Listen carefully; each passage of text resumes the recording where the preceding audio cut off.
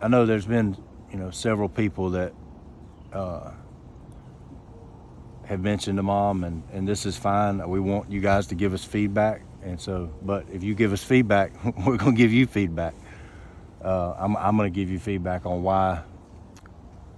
I'm gonna answer your questions. She said there was a couple of you guys that were, saying, well, this, where you filmed the video or how it was going wasn't very peaceful to me. The backdrop wasn't very peaceful. Now we're blessed right now. Mom and I are blessed to be out here in this very peaceful, tranquil scenery out here at this nature preserve here in Augusta, where I live. But you're not always going to have that. One of the things that we hope you're going to be able to develop, and I think it's an all-encompassing thing. I do believe if at all possible, you should try to set aside at least one time of the day where you are in a peaceful, tranquil environment that's peaceful and tranquil to you. But ultimately, what I hope we teach you guys to develop is the ability to be tranquil and peaceful anywhere.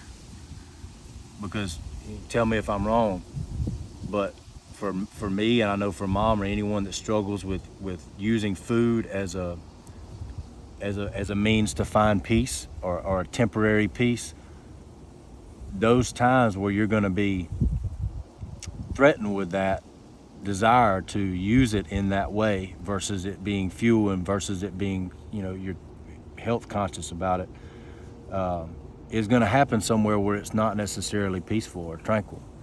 So what we want to work on is the ability to find inner peace, and that's going to be based on a lot of the principles that we talk about in these 12 meditations. This week coming up is going to be about establishing who God is to you, because that's the most important thing in any of our lives that's going to determine whether we can find peace or not. And the reason for that is because people are going to mistreat us. Life isn't going to go the way that we want it to. We're not always going to be able to come out to a place like this in the middle of the day whenever things are going on that we can't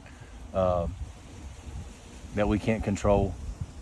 But the one thing that stays constant in that is God remains the same. But if you're not sure who He is or what He's like, then that's going to change. And so this week, what I want you guys to do is spend some time writing down who God is to you. One thing that might help you is write down what you would want in a best friend, what you would want in somebody that loved you unconditionally. Maybe you had experience with that kind of a person, but take it to another level, because that's who God is. And that's what's going to help you during times that you can't maybe find a tranquil place, or maybe whatever's going on in your life. You're going to be able to go back and look at this list and think, okay, well, and a list of character qualities, patient, kind, loving, willing to tell me hard truths, but doing it in a way that's kind and patient and loving. Because I think that's one thing a lot of us get confused about who God is God's not, at least for me and what I've experienced, He's not just, just always just this pat you on the back. Sometimes He's going to tell you the hard truth, which is what we do have to do as coaches sometimes. But write down who He is, what His character is, what you would want His character to be like, and use that in your meditations. Use that when you get off